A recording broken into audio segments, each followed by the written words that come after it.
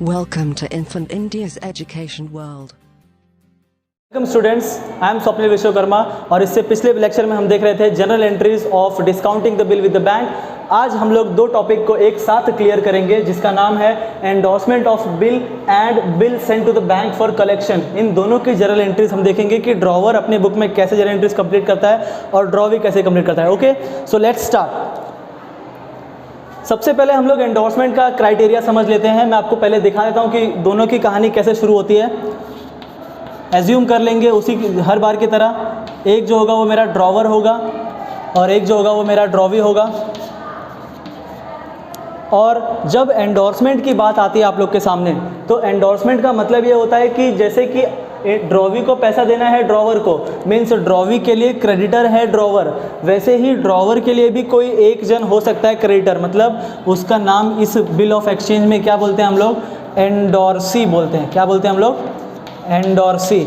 Endorsee का मतलब वापस समझ लेंगे, जैसे कि ड्रॉवी पैसे देता है ड्रॉवर को, वैसे ही ड्रॉवर का भी किसी से लेना देना बचा होगा। तो जब ड्रॉवर भी किसी के डेप्ट में हो, यानी कि ये अगर डेटर हो, तो इसका क्रेडिटर बन जाता है एंडोर्सी। ओके, तो सिंपल है, जैसे कि ये इसको पैसे देगा वैसे ये इसको पैसे देगा, राइट। अब यहाँ पर क्या होता है कि जब एंडोर्समेंट की बात आती है, तब जैसे मान लो कि इन दोनों के बीच में जो एग्रीमेंट है, किसके किसके बीच में, ड्रॉवर और ड्रॉवी के बीच में जो एग्रीमेंट है 10,000 का है, ठीक है। अब 10,000 का बिल इन दोनों के बीच में बनेगा, लेकिन ये ड्रॉवर एंडोर्स करा लेगा वो बिल एंडोर्स कराने का मतलब ये है कि ड्रॉवर उस बिल पे इस एंडोर्सी का नाम लिख देगा और ये इसको बोल देगा कि आप डायरेक्टली इसको पैसे दे देना, मेरे पास मत आना, क्योंकि मेरे को भी पैसे देना है ना। अभी ऐसा मान लो कि 3 दोस्त हैं, एक दोस्त ने मुझे दिया और मैं भी उसको दूं, तो ये लंबा प्रोसीजर हो जाएगा, ठीक है। तो मैं डायरेक्टली क्या करूँगा, ये डायरेक्ट इसको दे दे। तो वही यहाँ पे भी ऐसा है कि ड्रॉवी इसको नहीं देगा डायरेक्टली, वो क्या करेगा, इसको देने के बजाय डायरेक्टली ड्रॉवी एंडोर्सी को पैसे दे देगा। ओके, सो यहीं पे हम लोग यही जो एंट्रीज है उसको हम लोग समझेंगे। और एक और केस होता है bill send to the bank for collection. तो वहाँ पर थर्ड पार्टी कौन होती है, देखो वहाँ पर थर्ड पार्टी होती है हमारा बैंक। इससे पहले आप लोगों ने एक और एग्जाम्पल देखा था जिसका नाम था discounted the bill with the bank. Discounted the bill with the bank का मतलब ये था कि ये जब ड्रॉवर बैंक से डिस्काउंट कराने जाता है तब इसको ऑन द स्पॉट पैसे मिल जाते हैं, कुछ रुपए कट के, राइट। लेकिन जब बिल सेंट फॉर कलेक्शन होगा, कलेक्शन का मतलब क्या है कि मेरा ये बैंक है, मैं ड्रॉवर हूँ, तो मैंने अपना बिल बैंक में डाल दिया और बैंक में कलेक्शन है। कलेक्शन है मतलब मैं जैसे हम लोग अपना बहुत बड़े कागजात रखते हैं ना, वैसे यहाँ पर ये बिल इसके पास रख देगा। अब ये 10,000 का है तो छोटा है, लेकिन हो सकता है कि 1 करोड़ का बिल भी हो सकता है, राइट। तो ये क्या करेगा, अपने बैंक में वॉल्ट की तरह रखेगा और बैंक को चार्जेस देगा। क्यों चार्जेस देगा, क्योंकि बैंक इससे वसूलने जाएगा। ये क्या करेगा, बैंक को रखेगा और जब ड्यू डेट आएगी तब बैंक ड्रॉवी के पास जाएगा पैसे लेने के लिए बिल के साथ, और बदले में इसको बैंक चार्जेस जो नॉमिनल चार्जेस होंगे वो देना पड़ेगा। सिंपल। एंडोर्समेंट और bill send to the bank for collection में यही फ़र्क है कि एंडोर्समेंट में हमें पैसे नहीं मिलते हैं, हमारा कर्जा माफ़ हो जाता है, मतलब ड्रॉवी डायरेक्टली हमारे एंडोर्सी को पैसे दे देता है। वहीं bill send to the bank for collection में क्या होता है, हम कलेक्शन के लिए रखते हैं, बैंक कलेक्शन करके लाता है और हमें पैसे दे देता है। सिंपल। अब इन दोनों की जनरल एंट्रीज में ड्रॉवर की आपको बताऊंगा और ड्रॉवी की ओरली मैं आपसे डिस्कस कर लूँगा, जो कि एक साथ में हम लोग करेंगे, ठीक है। ओके, सो देखते हैं हम लोग।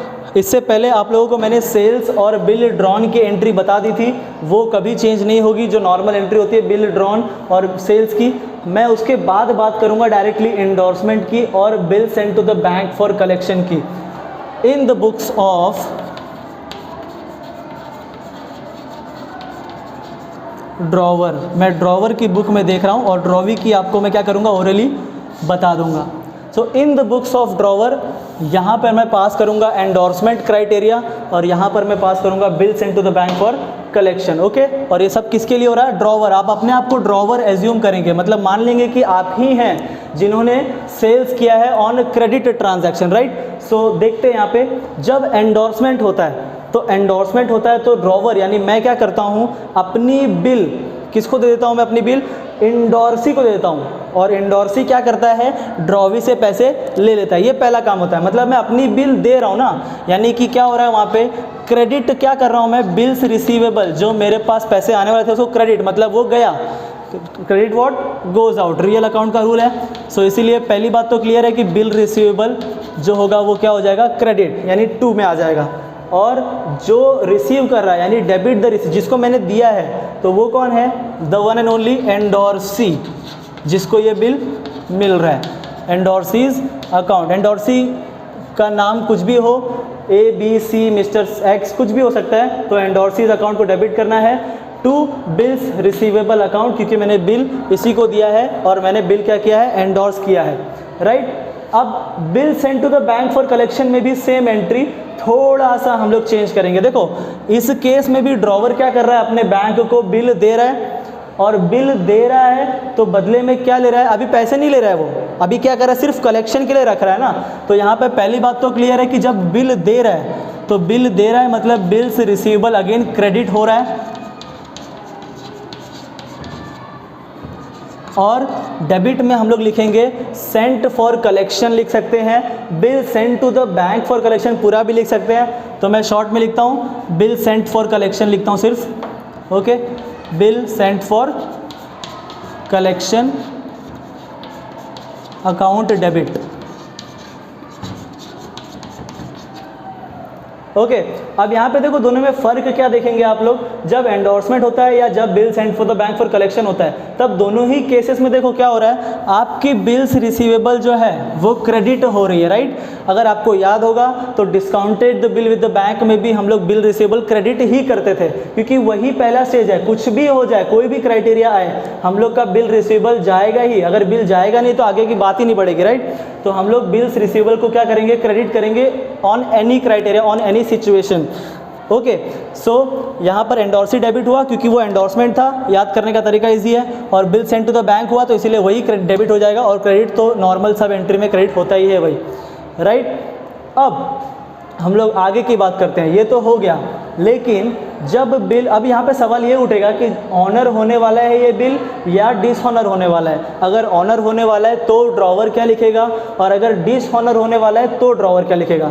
तो मैं पहले बात कर लेता हूँ कि ड्रॉवी के बुक में, ठीक है, मैंने बोला था ड्रॉवी देखेंगे। ड्रॉवी जब एंडोर्समेंट कराएगा ड्रॉवर और एंडोर्सी के बीच में होता है। देखो एंडोर्समेंट किसके बीच में होता है? ड्रॉवर और एंडोर्सी के बीच में। तो इसीलिए जब ड्रॉवी की बुक में हम लोग लिखने की कोशिश करेंगे तब ड्रॉवी उस सिचुएशन पे वहाँ पर नहीं था, इसीलिए ड्रॉवी कुछ नहीं लिखेगा, यानी नो एंट्री लिखेगा ऑन एनी क्राइटेरिया। भले ही वो बिल डिस्काउंट हो, भले ही वो बिल एंडोर्स हो, भले ही वो बिल सेंड फॉर कलेक्शन हो, ड्रॉवी क्या करता है? कुछ भी नहीं लिखता है, क्योंकि उसका काम ही नहीं है एंडोर्स और बिल सेंड फॉर कलेक्शन करना। काम किसका है? वो ड्रॉवर का, और ड्रॉवर ही भागा दौड़ी कर रहा है ना अपने बैंक के साथ और अपने एंडोर्सी के साथ वगैरह वगैरह। तो इसीलिए यहाँ भी वो नो एंट्री और यहाँ भी वो नो एंट्री, यानी कोई भी एंट्री पास नहीं करना होगा उसको, क्योंकि उसको इस बारे में कोई भी नॉलेज नहीं है, ओके।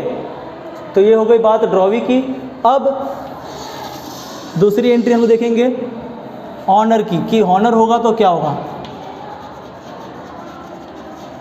Honour of bill. यही दोनों केसेस में, अगर ऑनर होगा एंडोर्समेंट में या फिर अगर ऑनर होगा bill send to the bank for collection में, तब एंट्रीज क्या आएगी? देखो ड्रॉवर जो एंडोर्समेंट जब कराया उसने, तब ऑनर होगा, यानी कि एंडोर्सी को पैसे कौन दे देगा? ड्रॉवी दे देगा। तो एंडोर्सी को पैसे ड्रॉवी दे, मैंने वो केस बताया ना आपको कि मेरा दोस्त मुझे पैसे देता है, मैं इसको देता हूँ, तो इससे अच्छा तुम डायरेक्टली इसको दे दो, राइट। तो यहाँ पर क्या हुआ? ऑनर के केस में मेरे दोस्त ने मेरे दोस्त को डायरेक्टली पैसे दे दिया, मेरे बीच में कुछ भी नहीं आया ना। तो मैं क्या करूँगा? जब एंडोर्सी का ऑनर होगा, यानी उसने इसको पैसे दे दिया, तब मैं कोई भी एंट्री मुझे पास नहीं करनी होगी, यानी no entry again, no entry. Full लिख देता हूँ मैं यहाँ पे, नो एंट्री, यानी कोई भी एंट्री नहीं करूँगा मैं, ओके। लेकिन यही एक ऐसा केस है जहाँ पर एंट्री हम लोगों को करनी पड़ेगी ऑनर होगा तो। जैसे बिल सेंड फॉर कलेक्शन हम लोगों ने किया था, तो हम लोगों को पैसे तभी तो नहीं मिले थे ना, हमारे वॉल्ट में सेफ थे या फिर बैंक ने कहीं भी उसको कलेक्शन में रखा हो, लेकिन हम लोग को पैसे उसके मिले नहीं थे। तो जब ये ऑनर हो जाएगा तब हम लोग क्या लिखेंगे? ऑनर होगा तो ऑब्वियसली बैंक डेबिट होगा, क्योंकि बैंक से पैसे ही देने वाला है, बिल सेंड फॉर कलेक्शन ही है बैंक से। तो बैंक अकाउंट क्या हो जाएगा, डेबिट हो जाएगा। लेकिन बैंक आपके पूरे पैसे नहीं देगा, क्योंकि बैंक ने जो आपका काम किया है उसका भी तो पैसा वो काटेगा। फॉर एग्जांपल जो बिल रिसीवेबल था वो 5,000 का था, तो मैंने वही 5,000 का कलेक्शन में डाल दिया और बैंक को बोला कि आप कलेक्ट करके मुझे दीजिए।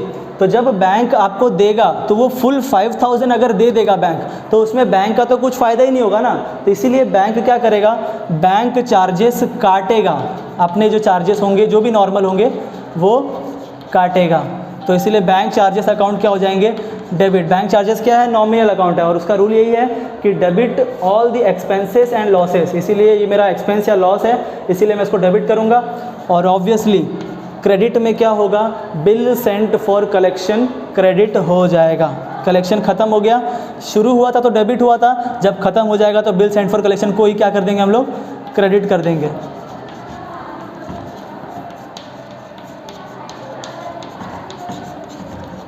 ओके अब हम लोग बात करते हैं कि जब ड्रॉवी अपने बुक में लिखेगा ऑनर की एंट्री।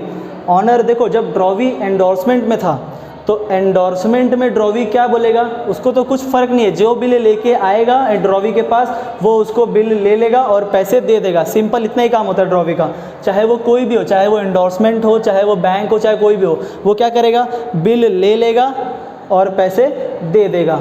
सिंपल। तो यहीं पर ड्रॉवी क्या लिखता है, दोनों ही केस में सेम लिखेगा, ड्रॉवी पैसे दे देगा तो बिल ले लेगा पहले, तो मतलब बिल्स, उसके लिए बिल्स पेएबल है ना, तो वो क्या करेगा, बिल्स पेएबल को डेबिट कर देगा। उसने ले लिया बिल्स पेएबल टू, पैसे दे दिया उसने, तो यहाँ पर कैश जो जिस मोड से पेमेंट हुई होगी, कैश या बैंक वगैरह, तो उससे वो क्या करेगा, क्रेडिट कर देगा। That's it. अब बात आगे कब बढ़ती है, जब बात डिसऑनर पे पहुंच जाती है, यानी कि ड्रॉवी रिफ्यूज़ कर देता है पेमेंट, बोलता है कि मैं नहीं दूंगा, या फिर उसके कुछ अलग रीज़न हो सकते हैं, तब डिसऑनर की बात आती है, तब वहाँ पर कहानी और आगे बढ़ती है आपकी। ओके तो अब हम लोग देखेंगे डिसऑनर ऑफ बिल होता है तो क्या होता है। जैसे कि मैंने आपको इससे पहले लेक्चर में बताया कि ड्रॉवर हमेशा की तरह जो कुछ भी हो, चाहे वो एंडोर्समेंट हो, चाहे वो bill sent to the bank for collection हो, ड्रॉवर डिसऑनर के टाइम पे एक ही चीज़ डेबिट करेगा, वो होगा सामने वाली पार्टी का नाम, मतलब ड्रॉवी। क्योंकि डिसऑनर करने कौन वाला है, डिसऑनर कौन करता है, हमेशा ड्रॉवी ही करता है। तो इसीलिए ड्रॉवर हमेशा क्या लिखेगा, ड्रॉवी का ही नाम डेबिट में लिखेगा। सो इसीलिए ड्रॉवीज अकाउंट डेबिट करेगा टू। अब देखो यहाँ पे सवाल क्या है, पहले यहाँ पे दोनों हम लोग देख लेते हैं। यहाँ पर भी ड्रॉवीज अकाउंट डेबिट ही करेगा, सेंट फॉर कलेक्शन हो तो भी। अब देखो क्रेडिट क्या करता है, वो क्रेडिट क्या करेगा, अब उसने किसको डिसऑनर किया, ड्रॉवी ने यहाँ पर एंडोर्सी को डिसऑनर किया था और ड्रॉवी ने यहाँ पर सेंट फॉर कलेक्शन को डिसऑनर किया। तो जिसको ड्रॉवी डिसऑनर कर रहा है वही हम लोग क्या कर देंगे, क्रेडिट। हम लोग बिल रिसीवेबल क्रेडिट नहीं करेंगे यहाँ पे, क्योंकि हमने बिल रिसीवेबल क्रेडिट कर दी तभी जब बिल जा चुकी है हमारे पास। कब बिल गई, जब हम लोगों ने एंडोर्समेंट या फिर बिल सेंट फॉर कलेक्शन का फैसला लिया था तभी। अब हम लोग क्या करेंगे, जिसके पास बिल है उसको डिसऑनर हुआ तो उसी का नाम हम लोग क्रेडिट में लिख देंगे। एज सिंपल एज दैट, याद करने का बहुत आसान तरीका है। और यहाँ पर bill sent to the bank for collection था तो वही लिख देंगे हम लोग जो हम लोग क्रेडिट करना चाहें, बिल सेंट फॉर कलेक्शन लिख देंगे हम लोग। ओके और एक और केस आप लोगों ने देखा था जहाँ पर discounted the bill with the bank होता था, तो वहाँ पर भी डिसऑनर जब होता था तो क्या करते थे हम लोग, ड्रॉवीज अकाउंट डेबिट करते थे, वो तो है ही फिक्स। और उसके बाद क्रेडिट हम लोग बैंक करते थे, क्योंकि बैंक से ही पैसा डिसऑनर हुआ है, जहाँ से डिसऑनर सामने वाला कर रहा है हम लोग उसी का नाम लिखेंगे। एक बार वापस हम लोग पूरी एंट्री देख लेते हैं। जब एंडोर्समेंट होता है या फिर होता है bill sent to the bank for collection, तब हमेशा बिल रिसीवेबल क्रेडिट होगा और डेबिट होगा सामने वाले का नाम, जो भी होगा सामने ही दिख रहा है आपको, क्या है सामने वाली पार्टी का नाम। अब ऑनर होगा तो यहाँ पर नो एंट्री एंडोर्समेंट में, और इसमें आपको एंट्री लिखनी पड़ेगी। बैंक से पैसा मिलेगा और कुछ पैसे कटेंगे, तो इसीलिए bank account debit to bank account debit, bank charges account debit to bill sent to the bank for collection. और जब डिसऑनर होगा तो हमेशा की तरह ड्रॉवर ड्रॉवी को डेबिट करेगा, मतलब ड्रॉवीज अकाउंट डेबिट दोनों ही केसेस में, और क्रेडिट होगा वही क्राइटेरिया जिसके ऊपर ये बात चल रही थी, मतलब बिल सेंड फॉर कलेक्शन, यहाँ पर बात चल रही थी एंडोर्समेंट, तो endorsee's account debit, endorsee's account credit. Okay, so that's it, that's all the journal entries of endorsement of bill and bill send to the bank for collection. Please subscribe the channel and press the bell icon.